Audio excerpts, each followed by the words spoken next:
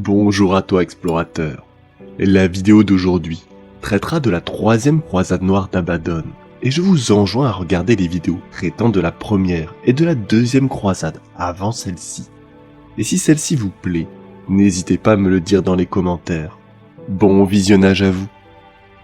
À l'âge des représailles, les guerriers loups aboient et hurlent.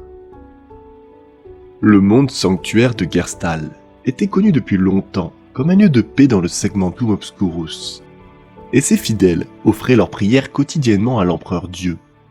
La planète portant le nom de Saint Gerstal, un homme pieux qui était tombé en défendant la porte cadienne durant les premiers siècles succédant à l'hérésie d'Horus.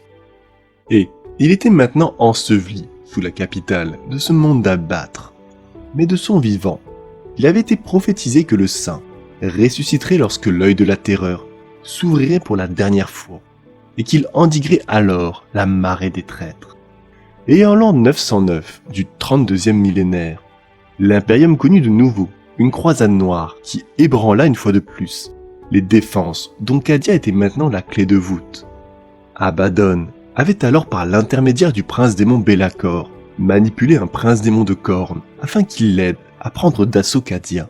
Cette alliance entre le maître de guerre et Be'lakor était de mauvais augure pour l'Imperium, car il était ancien, au-delà de toute imagination, le premier de son espèce, épargné de la mortalité par les 4 dieux du chaos.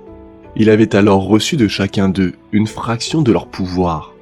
Et au début, Be'lakor utilisait la jalousie des puissances de la ruine pour gagner leur faveur, sans jamais prêter complètement allégeance à aucun d'entre eux.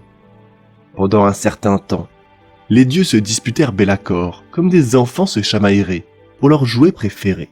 Mais ils se rendirent vite compte de la folie de combiner leurs puissances dans un seul vaisseau, car Be'lakor était presque devenu un dieu.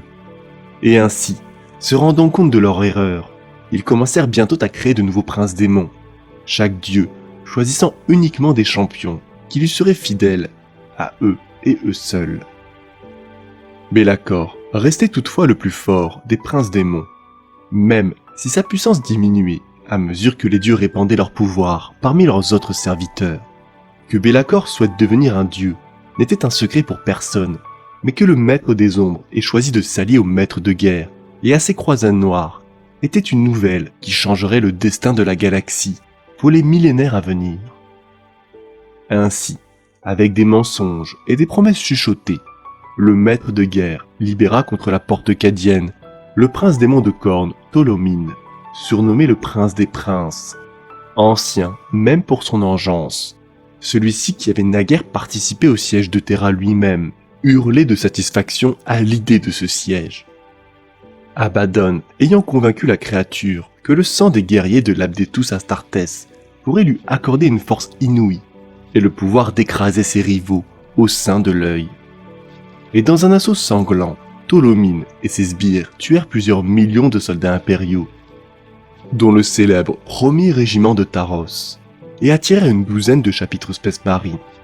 Et en fin de compte, ce fut la férocité des guerriers du chapitre des Space Wolf, qui réussirent finalement à chasser le prince démon dans le Warp, le repoussant pour un temps.